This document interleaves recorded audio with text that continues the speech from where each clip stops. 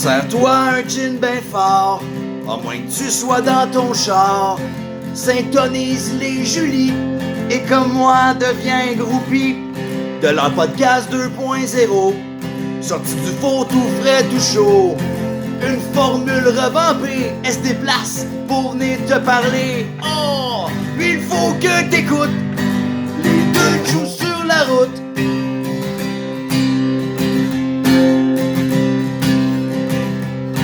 Les deux jouent sur le micro. Un peu cocktail en talons hauts. Te présente des artistes, des entrepreneurs qui ensoleilleront ton cœur. Il pleuvra plus pantoute, grâce aux deux joues sur la route. La compagnie des parapluies est partie en banqueroute. Mais dis-moi, qu'est-ce qu'il faut que je fasse pour voir ma face sur votre podcast?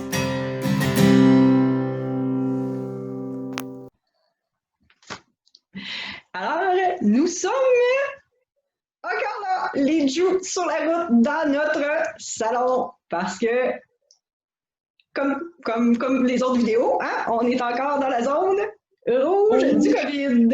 Alors, on reçoit, dans le fond, des invités pour vous faire découvrir des nouveaux talents. C'est comme ça qu'on a décidé de collaborer pendant le COVID. Alors, aujourd'hui, on reçoit Isabelle Monette. Comment ça va, Isa? Je suis rendue amicale, là. Je suis passée d'Isabelle à Isa. Très à l'aise avec ça, il va direct en partant. Fait que ça va super bien. Très contente de passer un petit moment avec vous autres. Moi, je suis contente de te découvrir pour vrai en même temps que te faire découvrir aux gens sur les réseaux. Parfait, c'est super. Qu'est-ce qui t'a, dans le fond, poussé à aller vers l'humour? Et moi, c'est tout nouveau dans ma vie, là. Je pense que j'ai eu ce qu'on appelle la crise de la quarantaine. Et là, j'ai décidé que je quittais mon emploi et le domaine dans lequel je gravitais, c'est-à-dire les communications, et que je me lançais en humour après être tombée complètement amoureuse de cet art-là juste l'année passée, en 2019. Et j'ai tout lâché, boum. Avant le COVID. Février 2020, stratégiquement, 2 semaines avant la pandémie. C'était une bonne idée. Écoute, on ne sait pas si c'est courageux ou stupide, mais pour l'instant, je me raccroche à courageux parce que j'ai beaucoup de plaisir, mine de rien. Puis comment on fait quand on lâche tout, puis que le COVID arrive? Comment on le vit? Oui, bien en fait, tout ça, c'est quand même, je dirais, assez particulier. J'ai continué de travailler à mon compte, faire de la consultation, évidemment, en communication, ce que je faisais avant, puisque c'est très difficile d'avoir des scènes présentement. Mais je pense que comme tout le monde, on s'adapte un peu. Là, donc, tu sais, je mets beaucoup de temps sur l'écriture, le développement de projets. Puis aussi, j'ai commencé à développer un concept de spectacle qui s'appelle le Cabaret de la Relève, qui est un format de spectacle, en fait, qu'on collabore avec différentes compagnies ou différentes entreprises qui décident d'offrir un petit moment de détente et de santé mentale à leurs employés. Donc, moi, ce que je fais, c'est que je leur organise des spectacles avec d'autres collègues humoristes de la relève et moi aussi à l'animation, puis ça permet aux gens de vivre un petit moment de bien-être en cette période de pandémie. Puis nous autres, bien, ça nous permet de continuer de présenter des numéros, ce qui est très gagnant pour tout le monde, en fait. On s'entend que la santé mentale aussi, présentement, est de mise de la soigner, de l'entretenir pour plusieurs aussi que, tu sais, les entreprises, des fois, les gens sont rendus à domicile aussi, on socialise moins ou quoi que ce soit, fait que ça doit aider un peu. Oui, mais en fait, je pense que ça aurait eu ça de bon, là, la pandémie, de nous faire réaliser comme société à quel point la santé mentale, c'est important. Puis peut-être que ça aurait un petit peu enlevé tout le tabou qu'il y a autour de ça. Fait que je trouve que c'est super positif. Puis je pense que l'humour, tu sais, c'est quoi de mieux pour dédramatiser une situation ou quoi de mieux pour parler de choses genre, qui sont plus difficiles que l'humour. Moi, je vois pas, c'est pour ça. C'est une des raisons pour lesquelles j'étais un peu tombée en amour avec cette discipline-là. Je pense qu'en humour, on peut dire beaucoup de choses qu'on peut pas dire autrement. Puis qu'est-ce qui a fait le caractère? Oh, vas-y, Julie, c'est notre soirée où on parle en même temps, mais qu'on veut pas dire la même chose. Fait que vas-y, Julie. Mais comme tu abordais, ça fait à peu près 1 an, là, 1 an et demi que tu fais de la scène.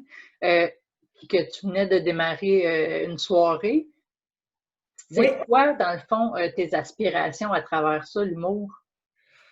Oui, bien en fait, c'est une excellente question parce que, tu sais, je pense que c'est un peu, tu sais, quand on est dans l'an 1, tu sais, moi j'ai commencé, tu sais, notre première soirée vraiment là, qu'on a fait, c'était juste avant le premier confinement. Fait que, tu sais, je suis dans mon an 1, je suis même presque, tu sais, dans mon premier 6-8 mois. Je pense que moi, je suis beaucoup à l'étape de l'expérimentation. Donc, on essaye des affaires, on explore. Fait que ça, c'est intéressant. D'essayer différents styles d'humour. Moi, j'ai fait du stand-up bon, dans des bars puis tout ça. Là, j'en fais sur le web. Fait que je pense que ça, c'est quand même vraiment nourrissant de voir où on se situe. Mais je dirais que, tu sais, essentiellement, ma démarche artistique m'a beaucoup axée sur l'écriture. Pour moi, les textes, c'est super important. La livraison aussi, tout autant. Là. Je pense que c'est ce qui fait la force de l'humour. Là. C'est une espèce de mix entre l'écriture puis le jeu. Tu sais, c'est là où se rejoint un peu la littérature, si on veut, puis le théâtre. Bon, c'est quand même... après, je dis la littérature, là, ça vous donne un peu une idée de mon cadre de référence puis du type d'humoriste que je suis. Mais tu sais, pour moi, les mots, c'est super important. Pour moi, de l'humour, c'est comme de la musique, il y a du rythme. Tu sais, il y a des mots que je vais dire juste parce que je trouve qu'ils sonnent bien. Tu sais, quand les gens me disent « Qu'est-ce que tu fais? » Tu sais, moi, je m'amuse à dire que je suis saltimbanque parce que saltimbanque, c'est drôle. À 3 syllabes, ça rebondit un peu. Fait qu'il y a beaucoup de ça dans mon projet créatif. Puis sinon, ben moi, j'ai des communications, mais j'ai aussi de la politique, des groupes environnementaux. Fait que c'est sûr que j'ai tendance aussi à faire de l'humour qui est assez engagé, qui décape un peu. Fait que c'est ça, c'est un peu... c'est amusant, mais ça fait réfléchir. Dans le fond, tu n'as pas encore trouvé ton style d'humour vu que tu es encore en exploration, mais pour ton écriture, tu t'inspires de quoi? Mais moi, je trouve qu'il faut vraiment beaucoup s'inspirer des autres disciplines. Tu sais, j'ai tendance à trouver que quand tu es en processus de création, tu ne peux pas t'inspirer juste d'humour si tu fais de l'humour. Fait que j'écoute beaucoup de téléséries humoristiques, sitcoms, je suis beaucoup là-dedans. Tu sais, je veux dire, je traverse Seinfeld, Brooklyn Nine-Nine, je dévore ça. Beaucoup l'humour américain. Mais sinon, dans les autres disciplines, je dirais que je suis beaucoup dans le cinéma. Là, je vais avoir l'air un peu nerd, mais c'est complètement assumé. Fait que cinéma japonais. Là, j'ai eu ma phase aussi dernièrement cowboy. Là, j'essaie de développer quelque chose sur les cowboys. J'arrive pas encore, mais je trouve que c'est un univers qui est super trippant, le western. Puis sinon, je me nourris énormément d'actualité. J'aime faire de l'humour d'actualité, j'aime faire de l'humour politique. Fait que ça, c'est pas pire. Et puis de temps en temps, ben, tu sais, toujours un petit livre, un petit peu de poésie ou des trucs comme ça dans ma sacoche. C'est assez varié. Dans ma sacoche. Écoute, ou mon sac à dos, dépendamment. Mais ouais, j'étais un peu comme ça. Puis je trouve que j'aime ça aussi. Tu sais, des fois, je vais relire. Ça, c'est mon côté bon élève. Mais des fois, même, tu sais, je me prends des livres. Tu sais, je me suis pris le show de Louis-José Hood à la bibliothèque parce que ses textes sont édités. Puis là, je regarde ses processus d'écriture, tu sais. Puis là, je trouve ça bien excitant. Puis après ça, je vais aller lire Fred Dubé. Fait que j'étais un peu... il y a quelque chose d'intello, tu sais. J'ai une démarche un peu académique, là, je pense, mais de manière autodidacte. Puis au niveau académique, justement, si tu sais reconnaître les procédés et tout ça, as-tu suivi des cours, des formations pour t'aider en humour? Bien, j'ai fait les cours du soir à l'École nationale de l'humour. En fait, c'est là que j'ai découvert l'humour en 2019. J'ai fait le cours d'écriture 1. J'ai vraiment aimé ça. Puis c'est là aussi où c'est là où j'ai rencontré mes acolytes avec qui je travaille maintenant dans un collectif qui s'appelle Les Allumetières. Et on organise des soirées d'humour quand nous ne sommes pas en confinement, qui sont vraiment des soirées de stand-up. C'est des scènes qui sont réservées aux femmes ou aux personnes s'identifiant comme femmes. Parce que, forcé d'admettre, je crois que vous serez d'accord avec moi que le monde de l'humour est encore un boys club assez homogène blanc, disons-le. Il y en a de plus en plus, par exemple, des femmes en humour. Là, c'est impressionnant comment ça a évolué dans la dernière année. Oui, je suis d'accord avec toi. Il y en a de plus en plus.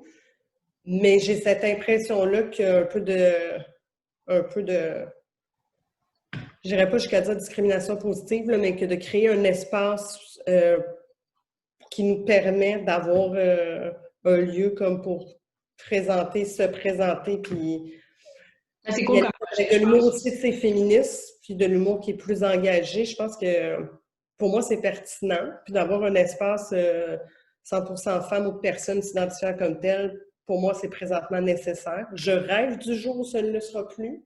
On est tous d'accord. Effectivement, il y en a de plus en plus, mais je pense qu'on n'est malheureusement pas encore arrivé.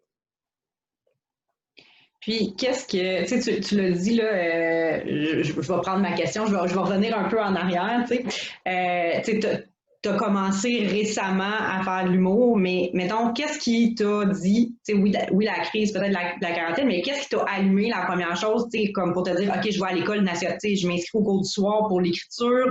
Est-ce que tu faisais déjà déjà fait du théâtre avant ou quoi que ce soit dans ton parcours? Y avait-tu quelque chose qui t'amenait sur scène avant?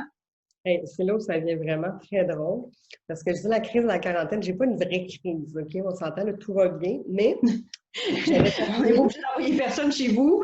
Non, c'est OK. ça, mais pour vrai, les filles, c'est là où c'est hilarant. J'avais parlé avec 2 amis à moi, un peu cocktail, que pour mon 40e anniversaire, j'allais faire un stand-up à mon party.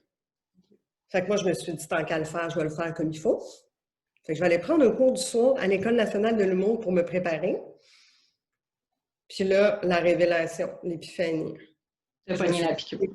Ça se passe, c'est ça. Puis là, j'ai pas eu le choix de... Ça m'a donné, tu te dis au début, OK, ça va être un virage. OK, je vais le prendre tranquillement, je vais en faire un peu. Puis à un moment donné, tu fais non, je vais le faire, point. Il y a juste un moyen de l'essayer, puis c'est d'y aller à fond.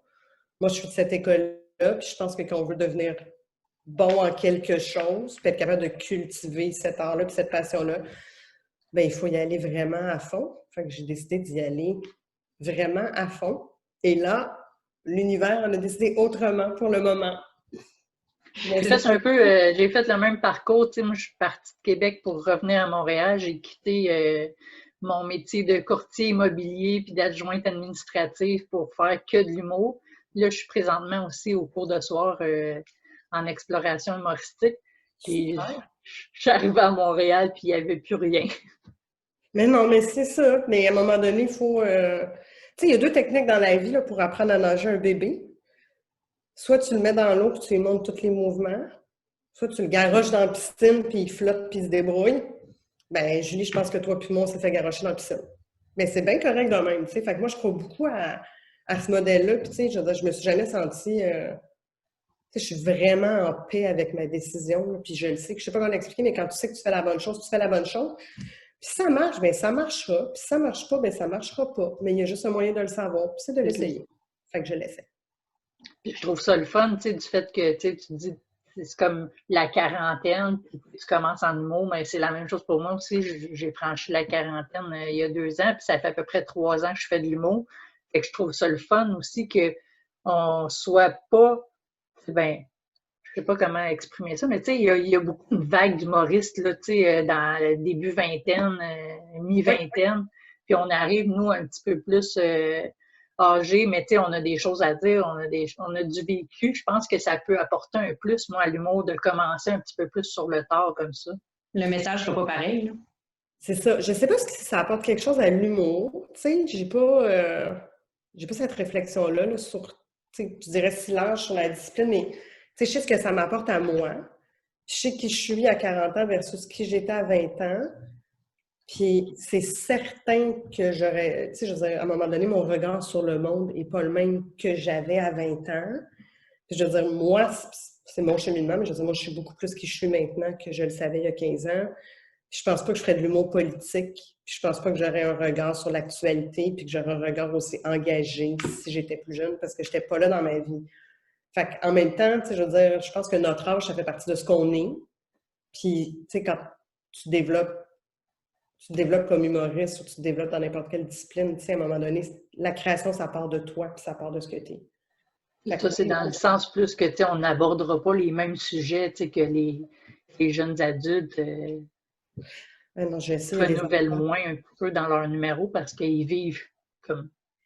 Ah, je sais. Puis des fois, là, tu sais, je regarde des numéros, là, puis, tu sais, c'est là où tu sens que tu es un peu une personne âgée, tu sais. Là, ils parlent de des trucs, puis je comprends rien. Puis je suis comme, aïe, je m'excuse, moi, technologiquement, j'arrête à Tinder, là. Là, je suis comme, l'autre affaire dont vous parlez, puis ils sont tous crampés. Puis là, moi, je suis comme, mais de quoi on parle? Puis j'ai un peu honte. Ou tu sais, des fois, je fais des numéros, puis là, je me rends compte, surtout les ateliers, quand on travaille, là. Puis là, j'ai genre un référent, puis là, je suis comme... L'autre jour, j'ai fait une joke de Harfang des neiges. Puis là, tout le monde me regardait comme ça. J'étais comme, mais la commande, le vinier, le vin cheap, le truc que tu n'as pas le droit d'amener dans un party de Noël. Puis là, tout le monde est comme, non. Puis là, je suis comme, OK, ben c'est super. Parfait. Fait que tu sais, j'ai comme la seule personne qui rit, tu sais, c'est comme le prof, tu sais, puis il a comme 55 ans, puis t'es comme, OK, moi, je suis dans ta gang. Mais c'est ça, c'est assez... c'est vrai, tu sais, c'est ça. Mais en même temps, tu sais, qu'est-ce qui est drôle, qu'est-ce qui est pas drôle, tu sais? Je veux dire, c'est super subjectif. Puis après ça, tes référents, oui, c'est en lien avec ton âge, mais tu sais, c'est aussi en lien avec ce que t'es, puis c'est ce que tu consommes. Tu sais, je veux dire, moi, je peux faire une joke d'occupation double dans la vie en disant que il n'y a pas. Tu sais, comme j'ai une joke dans un numéro là, que je suis en train de faire dans lequel je dis que je suis une fille qui est plutôt intello, puis que ça, en 2020, c'est pas très populaire au Québec. Tu sais, qu'on est loin de l'époque des Lumières, on dirait qu'on n'est pas encore sorti de la grande noirceur. Tu sais, je vous jure, c'est aussi pertinent et populaire que la diversité corporelle à occupation double. Fait que là, on comprend tout de quoi je parle. Mais à moi, à part savoir que Occupation Double, c'est une série homogène, ou du monde qui correspond à des critères de beauté, croise d'autres mondes qui correspondent à des critères de beauté, je le sais pas, tu sais, c'est qui. Tu sais, je veux dire, je le sais que Julie, elle s'est faite sortir, tu sais, mais je veux dire, après ça, tu sais, quel a été le rôle de Julie dans la série, quels sont les noms des autres personnages, je ne sais pas.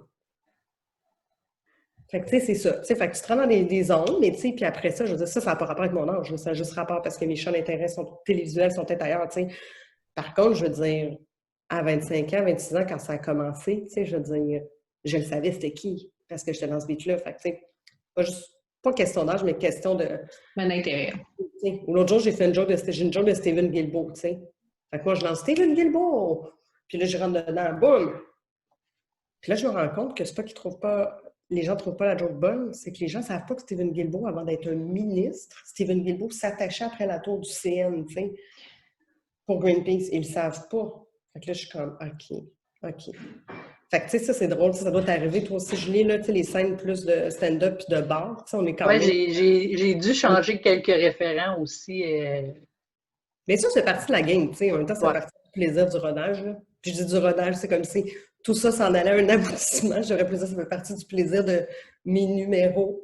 Tu sais, parce que je ne rodais rien. Je suis juste en train d'essayer, mais c'est bien. J'ai changé le gars de la bottine souriante contre un des deux frères. J'ai adapté parce que où hésite, hein, la bottine souriante, personne ne savait c'était qui. C'est clair. Mais sinon, je pense que ça ne change pas tant de choses que ça. Puis, tu sais, on en voit de plus en plus aussi des gens qui commencent, entre guillemets, sur le tard, là. Puis, tu sais, même dans ceux qui sont comme...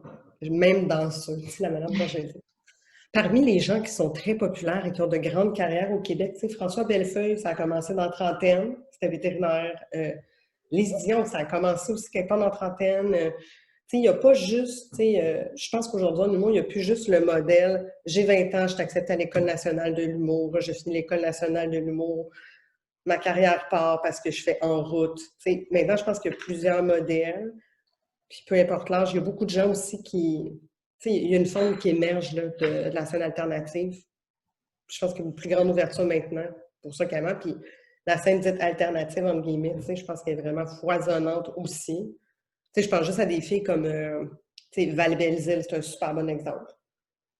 Tu sais, cette fille aussi a un parcours atypique comme nous. Je pense qu'elle est à peu près de notre âge. Ouais. Puis elle est vraiment en train d'exploser là. Tu sais, il y en a là des filles des gars aussi, là. On dirait que je pense plus à des filles parce que je me suis intéressée beaucoup aux filles. Parce que dans notre concept, nous autres, du spectacle Les Allumetières, c'est des femmes ou des personnes qui s'identifient comme femmes qui viennent dans cette merveilleuse salle qui est la Coop, les 100 tavernes. Je vous dis, c'est vraiment une belle place.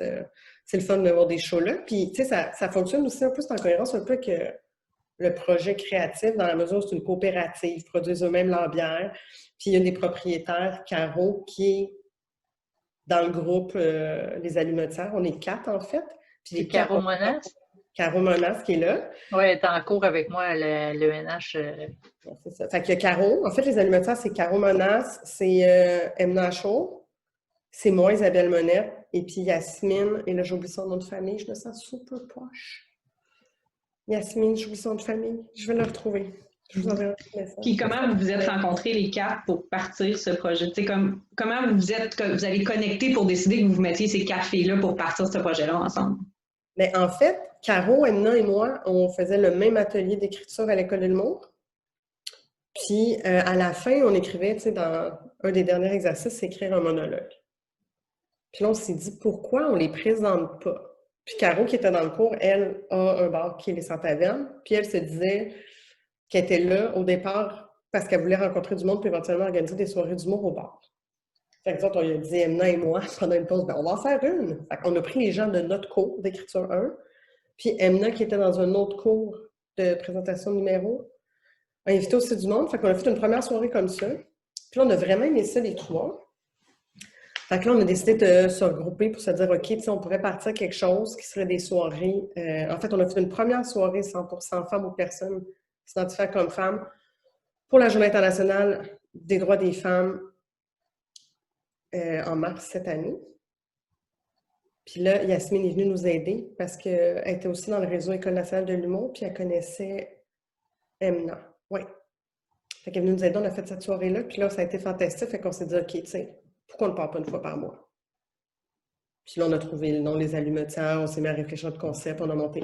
Du moment où on a dit qu'on faisait cette soirée-là, le nombre de personnes qui ont écrit, là, parce qu'ils voulaient être bookés, on a booké, là, on était, je pense, 10 ou 12. Puis on a booké, là, en comme 24 heures, on n'avait plus de spots. Les gens se sont vraiment rués, fait que c'était super. Puis on a fini par la faire en plus. Parce qu'on tombait dans le gap où le premier ministre avait dit on ferme les bars, on ferme les scènes, puis il avait dit on laisse 3 jours au bar pour s'adapter. Fait qu'on a considéré qu'on était de l'adaptation. Nous aussi, moi et Jou, on s'est adapté au mois de mars. C'est ça. Fait qu'on a fait, on s'est adapté pendant le battement, boum, puis après ça, ben, on est rentré à la maison apprendre à faire des spectacles sur Zoom.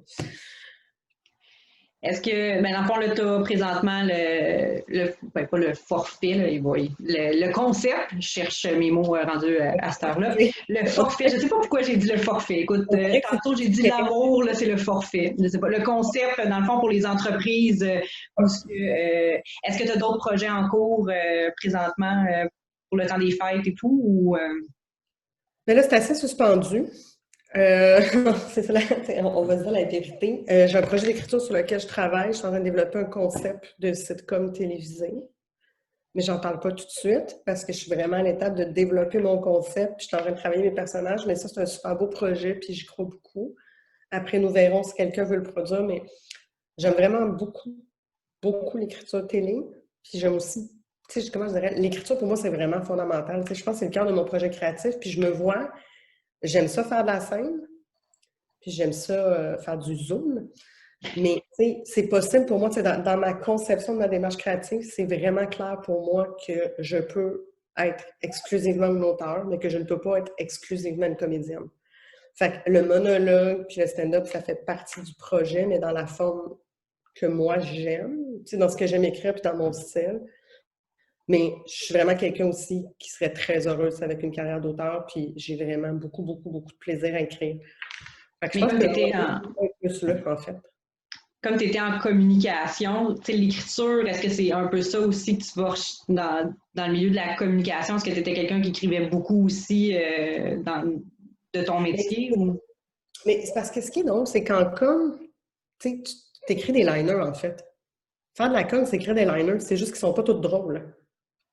Mais c'est la même affaire, c'est des lignes, tu sais. Fait après, c'est sûr que tu as la mécanique de tous les procédés d'écriture en humour, puis il y a l'idée de rendre ça drôle. Mais quand tu y penses, c'est essentiellement le même métier, c'est juste que tu le tournes juste dans une perspective comique, tu sais. Fait que ça se transpose quand même assez bien pour l'écriture. Après ça, tu sais, on sait à quel point écrire une bonne blague, c'est long versus écrire une ligne de com efficace. Fait que c'est sûr qu'il y a un gros défi, mais ça se transpose assez bien. Mais tu sais, il y a des humoristes qui ont une grande place pour l'improvisation, puis qui sont plus dans quelque chose, je dirais, d'organique, ou qui travaillent au fur et à mesure, qui développent. T'sais, moi, je pense que vraiment, c'est comme la musique. Je pense que, quand je vous disais au début, il y a un rythme, il y a des mots, il y a une sonorité, il y a des punchs. Pour moi, ça passe vraiment dans le langage. Puis, des fois, quand j'écris, je calcule mes lignes, puis je vois le petit point, comme au karaoké, là. Tu sais, les petits, tu sais, on était petits, je suis contente que vous ayez mon âge, là, les autres comprendront peut-être pas, mais tu sais, on avait des petits chiffres dans nos cahiers. Puis là, ils nous disaient, faites un bond pour faire une suite de chiffres pairs. Puis là, on faisait des petites bosses. Fait que des fois, je le vois comme ça quand je l'écris. Puis là, des fois, je suis comme, ah non, ça sonne pas bon. Puis là, je change mon mot juste pour que ça sonne, tu sais. Puis je pense que je suis pas mal en train de copier. Tu sais, je ne m'approprie même pas cette méthode, là. Je veux dire, je m'inspire / je copie peut-être la méthode Louis-José Hood, là. Tu sais, j'ai écouté des noms, mais j'ai écouté pour vrai des capsules, sa démarche artistique, puis lui, c'est capoté, là. Tu sais, je veux dire, lui, il fait des répétitions avec un chef d'orchestre ou un metteur en scène de musique, là, quand il monte ses shows, moi, ça m'a fait... Il y a un débit aussi qui fait que comme... Oui, je sais, mais tu sais, je me suis dit, tu sais, moi, j'ai dit ça à un moment donné à quelqu'un, j'ai dit, c'est comme de la musique, de l'écriture humoristique, parce que c'est du rythme, tu sais. Comme de la danse, comme de... Tu sais, à un moment donné, il y a du rythme. Quand tu es sur scène, il y a du rythme, tu sais. Puis quand tu écris, pour écrire de l'humour, il faut que tu l'entendes. En tout cas, moi, c'est comme ça que j'écris, je les entends, mes jokes, tu sais. Puis après, j'ai lu, puis s'ils sonnent pas bien, j'ai réécrit, puis bon. Puis il y a quelqu'un qui me dit, tu sais, les capsules, tu sais, de Louis-José Hood, puis j'étais comme, de quoi tu me parles? Puis là, j'étais allée sur YouTube, puis il y a tout un projet, il est en tournée, puis c'est capoté, il parle de sa démarche, puis j'étais comme, mon Dieu, Louis-José Hood pense comme moi. Puis là, je me suis dit, ça veut dire que ça va marcher. Je suis en trac. Ça m'a vraiment encouragée. Peut-être que ça ne veut rien dire non plus, mais c'est quand même pas pire. Tu sais, je me dis, mais Louis-José Hood, ça a l'air de marcher, ses affaires. Fait que si sa méthode créative, tu sais, je l'applique un peu, ça va sûrement m'aider. Fait que je suis là-dedans. Cool. J'aime bien ça. Fait que non, ça, j'aime bien ça. Puis sinon, qu'est-ce que je fais d'autre? Mais est-ce que tu écris, mettons, ta sitcom pour éventuellement jouer dedans? Hey, je pense pas. Tu vois, ce projet-là, je me vois zéro dedans. Zéro dedans. Comme je te dis, je me vois pas, je suis pas une actrice, tu sais. Je suis quelqu'un qui aime ça dire des choses.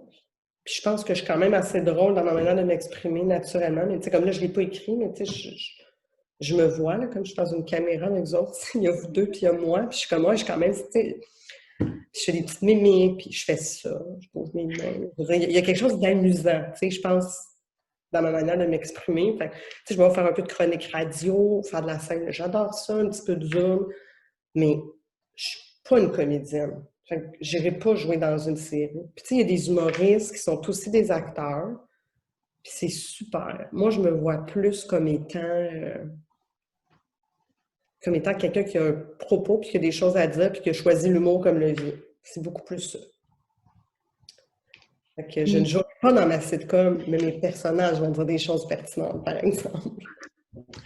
Alors, tu pourras, quand tu seras prête à dévoiler un peu plus, on sera là, si tu veux, avec plaisir, pour en parler.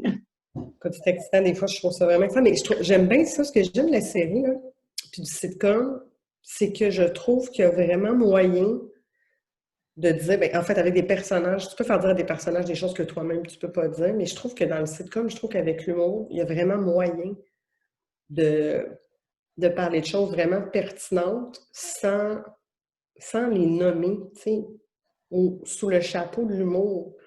Puis tu sais, je pense à des épisodes de Brooklyn Nine-Nine. Moi, c'est une série dont je ne reviens pas. Je parle de la série originale américaine. Ouais. Tu sais, il y a un épisode où on s'entend, tout le monde est en même place là-dessus, cette discussion est terminée. Parlons de l'original.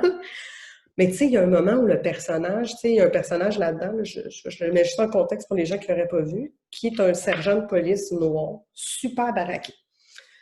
Puis, dans un épisode, il cherche le soir dans son propre quartier la poupée ou le toutou de sa fille. Puis, il est en jogging, tu sais, c'est le soir, il est chez eux. Puis, il se fait arrêter dans son propre quartier par un policier blanc qui dit que c'est sûr que c'est pas son quartier parce qu'il est noir. Puis après ça, ça en suit plein de choses super drôles, là. Mais je veux dire, aïe aïe, tu sais, dans d'une scène, tu viens de parler de racisme systémique, tu viens de parler de la situation des Noirs aux États-Unis, tu viens de parler de presque de brutalité policière. Il n'est pas brutal avec lui physiquement, mais moi, je considère ça comme une agression. Puis tout ça se fait super bien, tu sais, alors que puis c'est léger, tu comprends, parce qu'il y a quelque chose d'amusant. Il est en train de chercher sa poupée, puis c'est amené de manière un peu ludique. Tu sais, je pense que l'humour permet de faire ça. Puis c'est pour ça que je pense que c'est aussi puissant. Puis je pense que c'est pour ça que ça m'attire autant de travailler avec ça.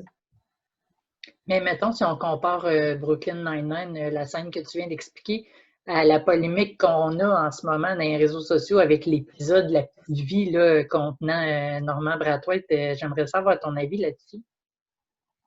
OK, je me rappelle pas super bien de l'épisode, mais moi, j'ai tendance à penser que dans la vie, on a le droit de rire de tout, que c'est toujours dans la manière. Puis je crois fondamentalement dans la liberté d'expression. Puis de mon point de vue, la petite vie ne tire pas sur les Noirs plus que sur les couples qui s'aiment pas, plus que sur l'enfant mal aimé, plus que sur le gars qui... Tu sais, dans ma tête, toute cette série-là est hyper caricaturale. Tu sais, c'est comme quand Sugar Sammy, dans un show, va puncher tout le monde, peu importe leur origine ethnique, en riant de leur origine ethnique. Tu sais, je pense que c'est acceptable, que tout est dans la manière de le faire. Après ça, ceci étant dit, ça c'est mon point de vue de femme blanche humoriste, je pense que les discussions qui ont lieu présentement concernant les minorités, qu'elles soient sexuelles, visibles, audibles, ethniques, culturelles, socio-économiques, peu importe, là, je pense qu'elles sont nécessaires, puis je pense que je ne suis pas la bonne personne en tant que femme blanche pour parler de la représentation des Noirs à la télévision. Je pense que ce sont aux personnes noires de parler des enjeux qui les concernent probablement plus que moi. Puis pourtant, c'est ça, c'est joué par un noir, là, c'est quand même Normand Brathwaite qui incarne le personnage, fait que je trouvais ça un petit peu ironique. Je me dis, tant qu'à ça, il aurait pu enlever aussi les scènes avec le gay là, qui est ultra gay. Là, ça pourrait être une insulte à la communauté, mais bon... Mais je comprends ton questionnement, puis je comprends ton raisonnement aussi, mais tu sais, moi, bien humblement, je pense qu'il y a une partie de ce débat-là qui m'échappe, puis ça me rappelle beaucoup, tu sais, quand il avait fait la pièce Slave de Robert Lepage au TNM. Oui, parce que... Moi, je pense que, moi, je suis allée voir cette pièce-là, puis je reconnais, là, j'avais vraiment échappé quelque chose. J'avais vraiment manqué quelque chose dans ce débat-là. Je disais, moi, j'étais allée le voir, puis en plus, je me disais, tu sais, si quelqu'un dans le monde a de la sensibilité, c'est bien Robert Lepage, là. Je veux dire, pour moi, cet homme-là est un génie créatif, là, incroyable.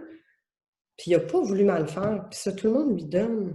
Mais c'est que c'est beaucoup plus complexe que la volonté d'un artiste, ce débat-là. Puis, tu sais, c'est beaucoup plus large que ça.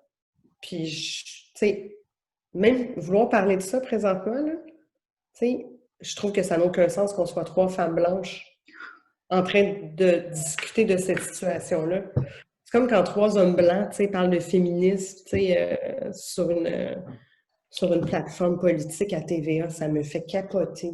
Fait que moi, en tant que femme blanche, présentement, je me sens super inconfortable d'avoir une discussion sur la place des minorités visibles et sur le traitement qu'on réserve à différentes communautés dans les œuvres québécoises, des années 90, burlesque, je suis comme yo, trop loin pour mes compétences.